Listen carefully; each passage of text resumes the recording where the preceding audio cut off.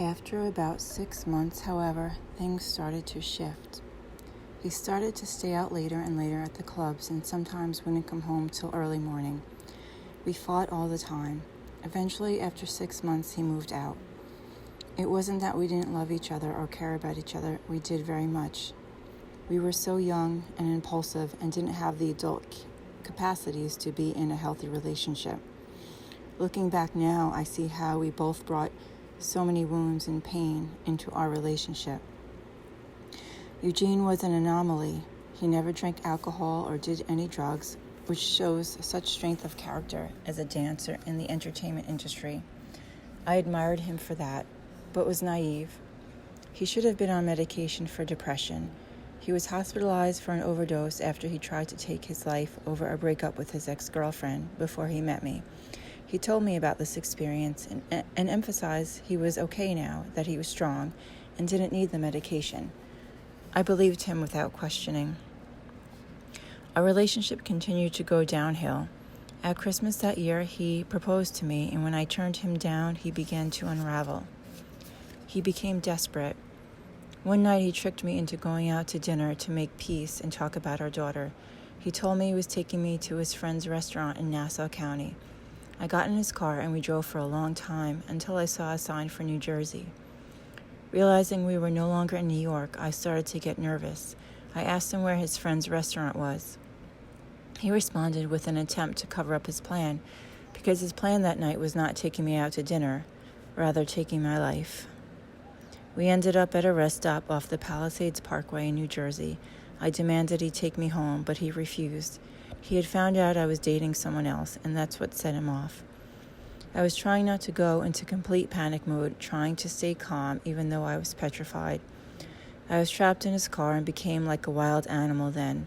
My adrenaline kicked in, and out of sheer frenzy, I kicked the windshield, thinking I could escape. It shattered, but not enough to escape. Fear like that coursing through your veins paralyzes you. At least that's what it did to me. He put the passenger seat all the way back, jumped on top of me, and began choking me, saying, "I'm going to kill you, then myself, and our daughter will grow up without any parents, and it will be all your fault." It happened so quickly, I didn't have time to fight back. I didn't even have time to cry as the horrifying, debilitating thought that I may never see my daughter again went through my mind. Then blackness, lights out. I'm not sure how long I was unconscious, but I awoke and was still alive. I saw Eugene sitting upright in the driver's side with a scarf wrapped around his neck and the other end in the window, gagging.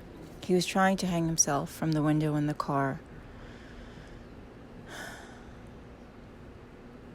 I screamed, reached over, removed the scarf, and set him free. As he was catching his breath, I quickly unlocked the car door and escaped. Dark and late at night, I was relieved to see another car. I ran over and knocked on the window. There was a man sitting alone. I begged him, "Please help me." My cries and pleas fell upon deaf ears. He sat looking straight ahead, never turned his head to look at me, not once. Feeling helpless and not knowing what to do at this point, miraculously a police car drove up. Looking back now, I'm sure it was my guardian angels looking after me, Archangel Michael to be exact. I explained what was happening to the police officer. At that point, we learned our daughter had an extremely high temperature and we needed to get back to her ASAP. I don't remember how we got this information because we didn't have cell phones back then. It must have been Eugene's beeper. The police officer unfortunately could not take me back because he had to stay in New Jersey within his jurisdiction. He explained to me that the only way to get home to Long Island was with Eugene. He assured me that he talked to him and he promised to get us home to our daughter safely. I'm not sure what the police officer said to Eugene, but it snapped him out of his delusion. As crazy as that seems, I had no other choice. It was the only way I could get back home to my baby. She was sick and she needed me. Reluctantly, I got back in the car with him. Trying to remain undisturbed and reposeful, I sat there breathless. The only thing I could think of was my daughter and getting to her as soon as possible. Whenever he would start to go off about who I was dating, I would bring the conversation back to Ayana. I kept refocusing him on the responsibility toward our sick daughter. We got to the house safely, thank God, and we took her right to the emergency room. She had a temperature of 104 degrees and was fading in and out of consciousness.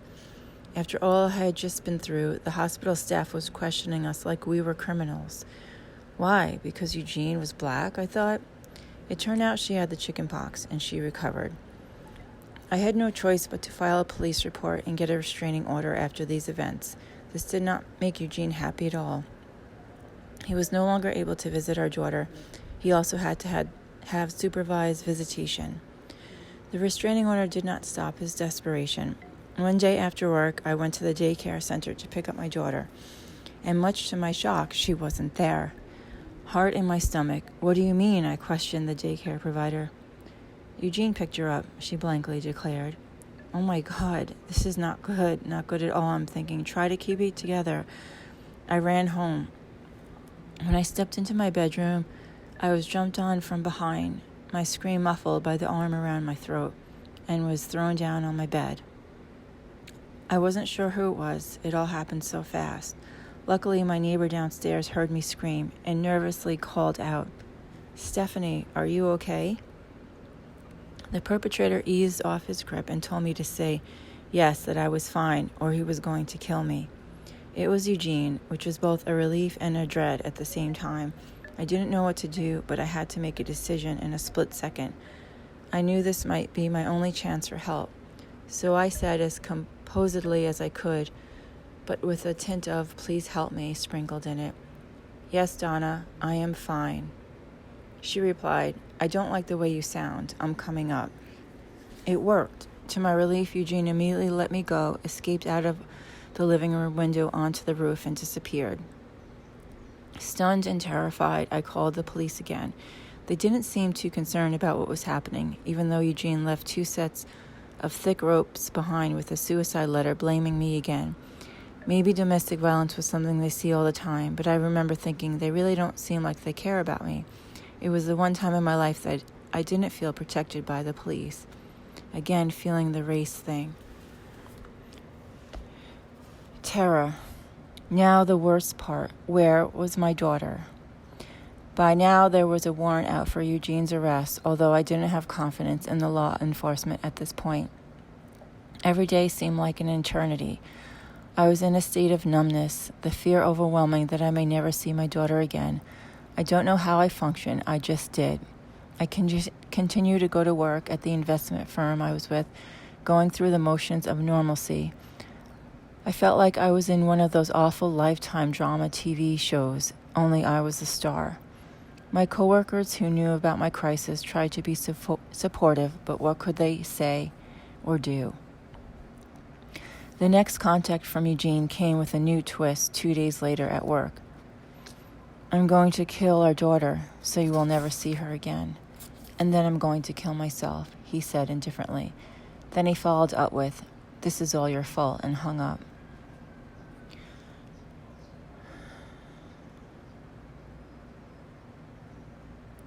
I have to keep it together. I kept thinking, this is not happening. This is a nightmare, and I will wake up soon. Feeling helpless, I prayed silently with every breath that my daughter would be returned back to me safely. My daughter had been gone now for 3 days. Eugene's next call was such a relief to my heart. I'm going to leave Ayana at my aunt's house in Queens, then I'm going to kill myself. I wasn't sure how to feel at this point. I don't think I felt anything actually because I was in a state of shock. However, I noticed something different in his voice. He had been threatening he was going to kill himself for months now, and to be honest, I didn't believe him.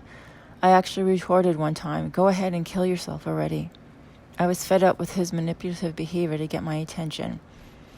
I knew how much he loved our daughter. It never occurred to me that he might actually go through with his threats. As a mother, no matter how much I was suffering, I could never fathom doing that to my child. His tone of complete resignation caused me to pause. Eugene, I said tentatively. What? He replied with a cold indifference. Deafening silence.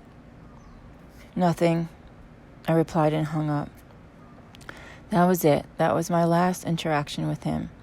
Surprisingly, after all we had been through and the fear and shock I was in, I had the urge to say, I love you.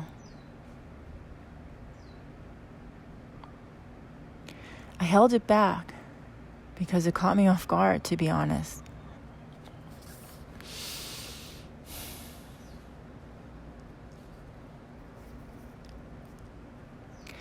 What I've come to learn is that this feeling of love that cropped up even after all I had been through with him was my soul. The soul only knows love. Even in the midst of turmoil and great suffering, it is possible to feel love and to be loved, even when all around us appears as the opposite. Of course, I didn't realize it then. I just thought I was crazy.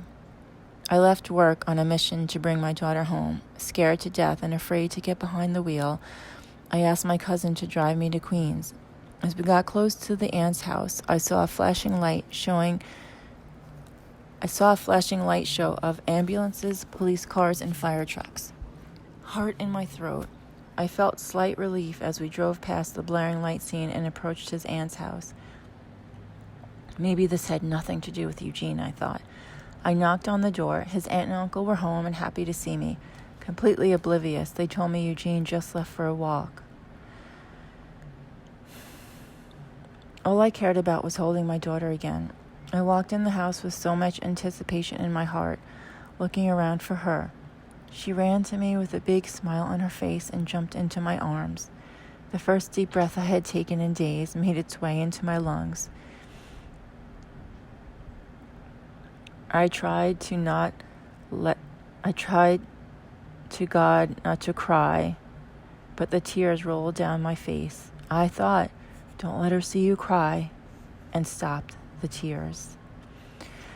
I held her so tightly. I'm never going to let you go, was all I could think. So happy to have my baby back, I didn't care about anything else, until I heard a knock at the front door and men's somber voices. The detectives came over and asked me to identify a body.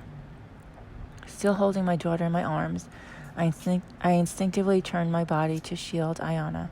The image of the Polaroid made me gasp in horror. Eugene had hung himself on the neighbor's fence with the scarf that my grandmother gave him that year for Christmas. His face looked deformed and twisted. His eyes bulged out. I wish they never showed me that picture. All those flashing lights down the road were for him after all. I realized as my stomach sank and my legs almost gave out, holding my daughter in my arms prevented me from falling to my knees. I did everything in my power not to break down and cry in front of my daughter, who was smiling and happy, not aware of the horror that was happening. I was grateful for that. Keep it together, I chanted over and over. He left a painful goodbye letter in her diaper bag, blaming me for everything. I saved it for years, not sure why, along with some of his things I intended to give my daughter.